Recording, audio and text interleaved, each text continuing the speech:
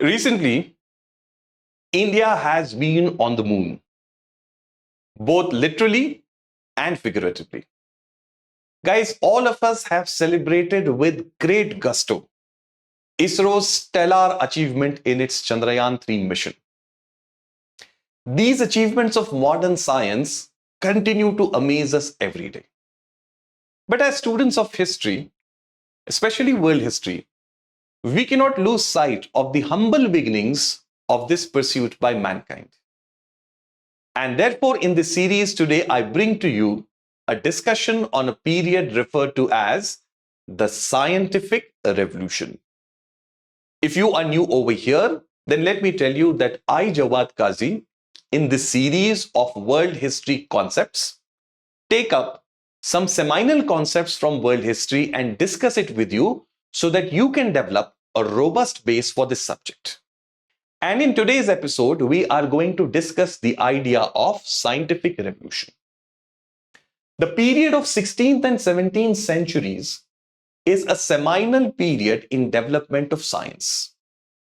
During this period, we see a drastic change in scientific thought of Europeans, especially West Europeans.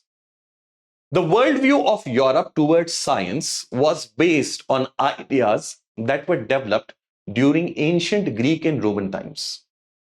For several centuries, these old ideas had gone unexamined critically. But during the 16th and 17th centuries, we see that Europeans, the scientists from West Europe, they will have a fresh relook at these ideas.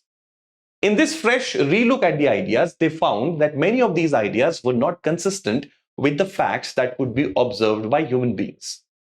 And therefore, many of these ideas were replaced by Europeans, and in their place, new universal laws of nature were developed. This phase, this development of new universal laws in different realms or pursuits of science is referred to as the scientific revolution. The scientists during this phase developed a tool which is referred to as the scientific method. This scientific method was a system to acquire new knowledge. This new knowledge was to be acquired on the basis of observation, research, experimentation, empiricism, hypothesizing, so on and so forth. This rigorous methodology of acquiring, checking, and validating of knowledge is referred to as the scientific method. Using this newly developed tool of scientific methods, Europeans particularly launched what we can now refer to as an assault on the secrets of nature. Those concepts, ideas that were withheld by nature, which were hitherto not known by mankind, were now being sought by scientists using this methodology. This brought about a shift in mankind's approach towards understanding nature, universe, and human beings themselves. This led to a reorientation of human beings away from a religion-centric worldview that the church was promoting to a more scientifically aligned worldview. This scientific revolution will have a very big impact on the development of humanity, not just in the realm of science, but all pursuits of humanity in the centuries to come. The effect of this scientific revolution was first felt in the field of astronomy. And why is that so? Because the chief belief during the medieval times was that we lived in what is now called as a geocentric universe. This idea, or this flawed idea of geocentric universe, was first challenged during scientific revolution. Let us understand what was meant by this geocentric universe. It basically said that the Earth was at the center of the universe, and all other stars, planets, and our moon revolved around the Earth basically. That is why it is referred to as a geocentric universe. All of these entities, star, planets, moon, etc., they revolve around the Earth in concentric circles or orbits. So these orbits were perfect circles in which these celestial bodies went around the Earth.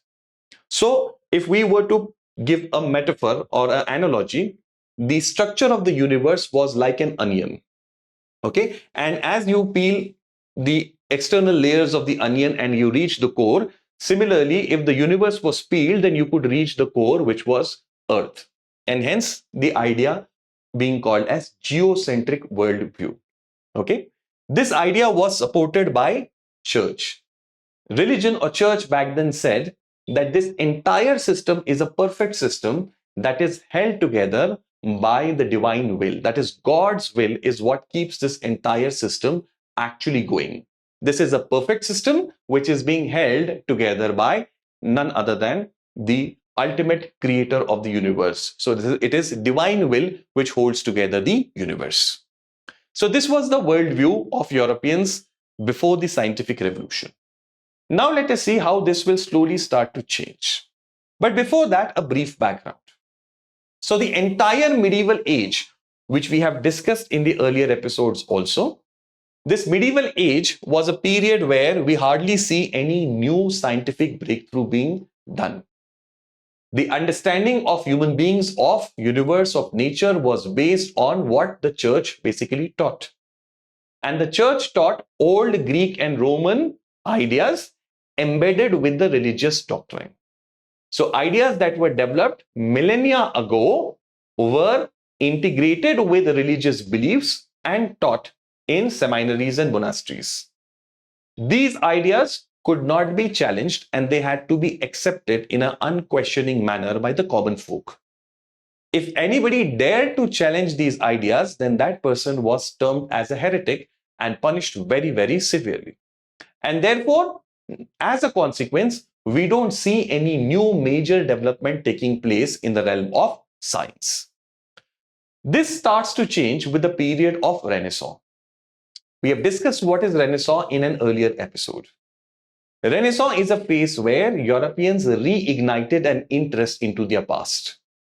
They started to study the intellectual attainments of ancient Romans and Greeks. Europeans now started to find interest in this world life as opposed to the afterworld or the next world that religion wanted to foist on them or promote. Because of this changed approach, human being or human life became the center of pursuit of all different, subjects of humanity. That is why this period is also called as period of humanism, interest in different pursuits related to mankind. And we therefore see during this period, painters, artists, sculptors, all of these people made the human being as their subject. We have discussed these ideas in great length in the episode on Renaissance. I will recommend you watch it if you've not watched it earlier. After Renaissance comes the following development of Reformation. Reformation took things one step ahead. It promoted a critical view of the dogmatic worldview that the church wanted to promote. All the corruption and vices that had dominated the church life led to a revulsion in European society. Thinkers and reformers like Martin Luther, John Calvin, and many others stood up against this dominant position that the church had and consequent corruption that had entered into the society.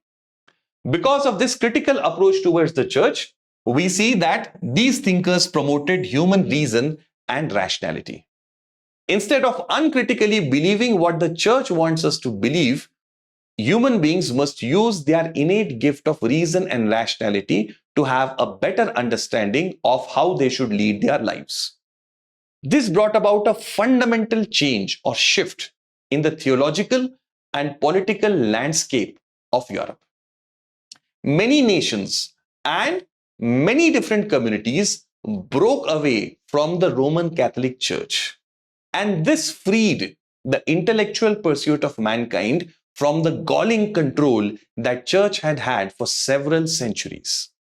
This gave a big boost or fillip to advancement of modern science. And this we shall see now in the form of developments that take place during the 16th and 17th centuries in different fields, starting with the field of astronomy. Some major names and examples that we must know about are, number one, Copernicus, a Polish astronomer who first had the guts or daring to promote or talk about the heliocentric theory of universe rather than the geocentric theory. The idea that it is not the earth that is the center, but rather it is the sun that is at the center of the solar system was promoted or mentioned by Copernicus first. He's followed by the faithful Bruno, a renegade Italian monk. Bruno also questioned the traditional Aristotelian ideas. Bruno believed in not geocentric but heliocentric world and also spoke about the universe being indefinite and earth not being its center.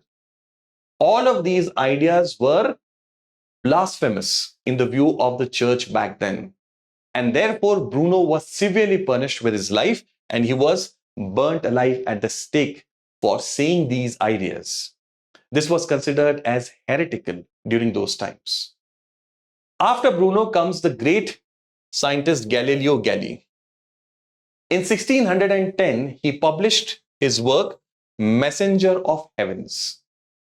In this Messenger of Heavens, he reported his observations that he had made using his own telescope.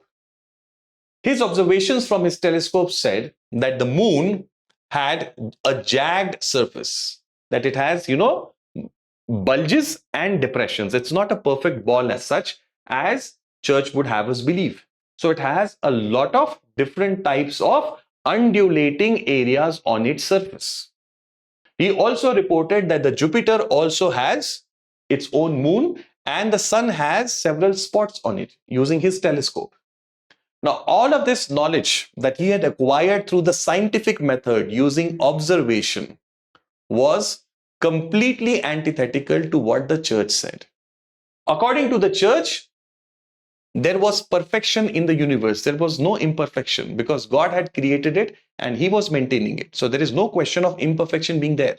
But what is Galileo saying? That the surface of the moon is jagged, that the sun has, multiple spots. All of this naturally challenged what the church was saying. Further, in his later magnum opus, Dialogue of Two Chief Systems of the World, what were these two chief systems that he was talking about? One was the Ptolemaic or ancient Greek system, and second was the Copernicus system based on heliocentric worldview. The Ptolemaic system spoke about geocentric worldview. In this, he sided with which? He sided with the Copernican system. He proved through his observations how the universe that we reside in is not geocentric. It is rather heliocentric. Like Bruno, he was also tried and found guilty of heresy. He was given the option of suffering an execution or recanting from his beliefs. Copernicus chose the latter one. He recanted from his beliefs, and after that, all his works were burned, and he was also made to undergo house arrest for several years. This is what he suffered for stating an obvious fact that he had observed using his telescope and other methods. After him comes Kepler. Kepler, the great German astronomer, during the period of 1609 to 18, gave fundamental observations regarding planetary movements. He proved that the movement of planets is not on perfect circular orbits. Instead, the orbits are elliptical. Now, this again contradicted with what the church was trying to say. The church's view was that the planets revolve in perfect circular orbits. So Kepler also challenged the ideas that the church was promoting. While these were some scientists from the field of astronomy, there were scientists in other fields also who contributed during this period. Physics, which is of course, married to the field of astronomy, also saw many major developments. René Descartes, the French philosopher, physicist, and mathematician, he famously said, "I think, therefore I am." A famous quote of René Descartes is, "I think, therefore I am," which means that the human ability to think and reason is fundamental to human existence. I think, therefore I am symbolizes the ability of human beings to process information and develop some logical conclusion out of it. René Descartes developed the deductive method in which scientists compare different facts, analyze them, and deduce some logical conclusions out of it. Deductive methodology, which is very essential for the scientific method, was theorized by René Descartes. His contribution in the field of geometry, especially motion of a point using reference planes, what we basically plot on graphs. What are graphs basically? That is motion of a point using reference of two different planes. That idea was also developed by René Descartes. Then comes the greatest scientist of all, Newton. Newton is like the archstone or capstone of the scientific revolution.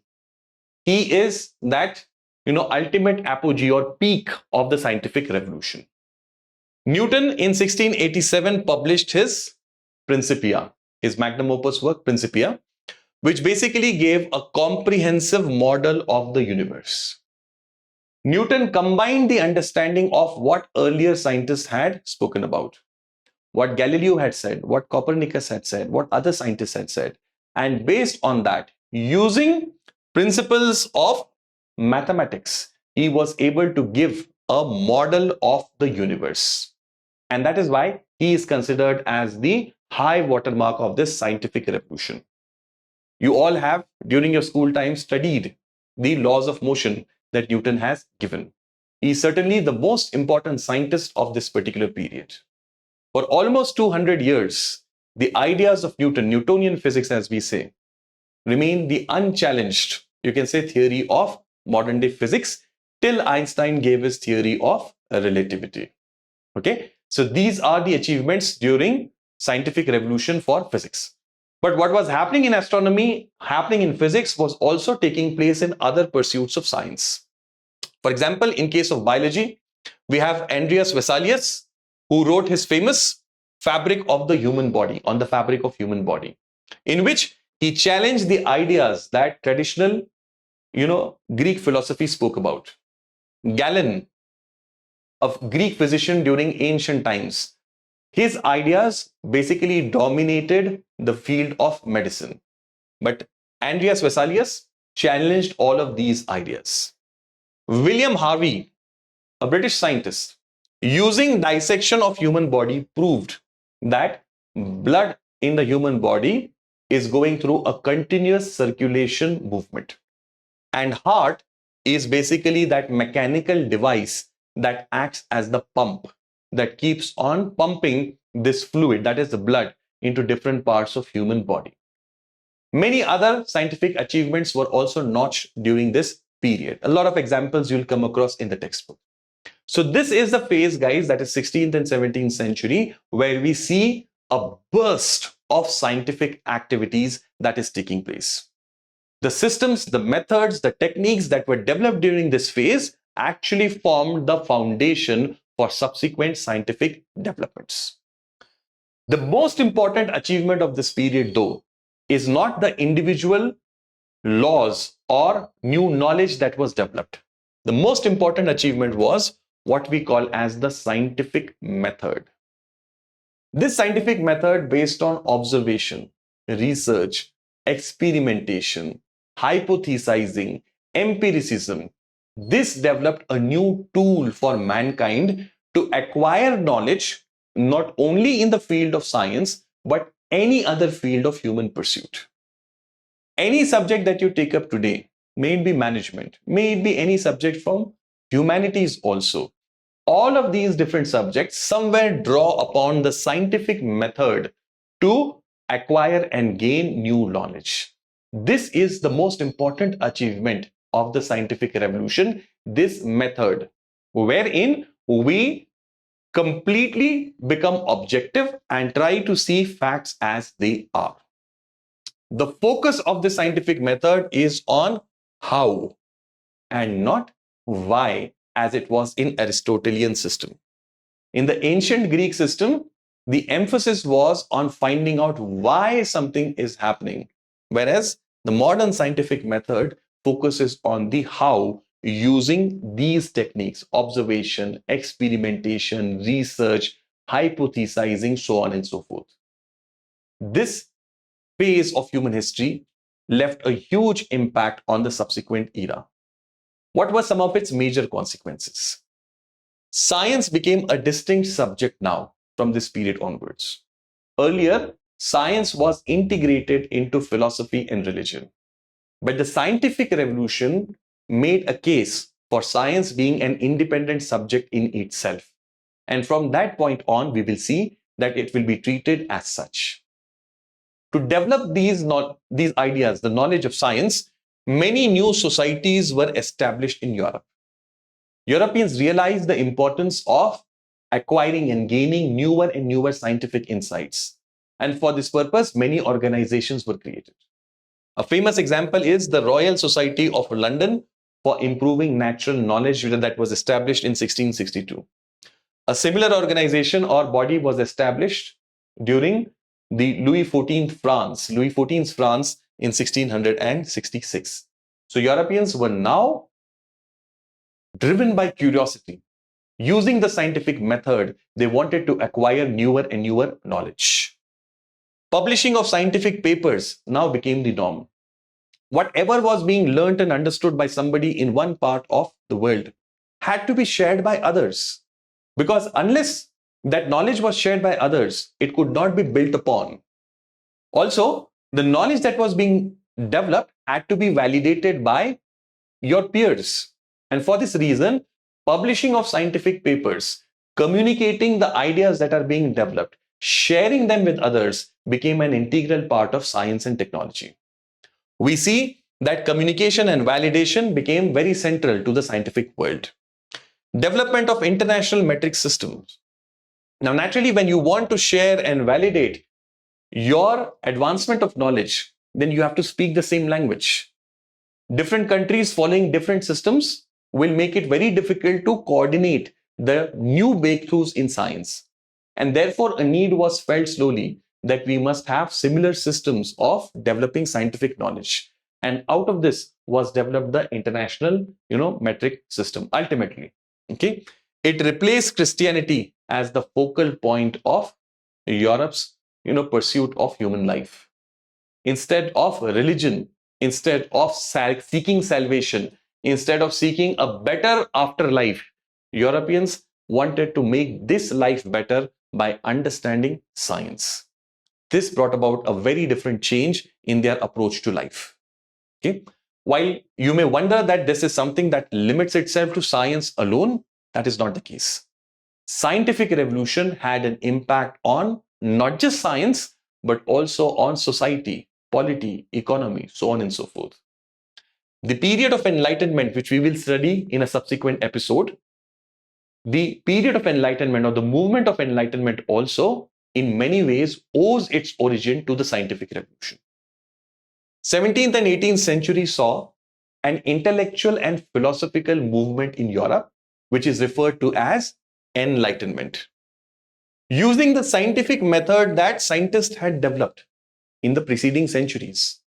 Now, political thinkers, social thinkers, they wanted to develop some universal laws for the betterment of mankind.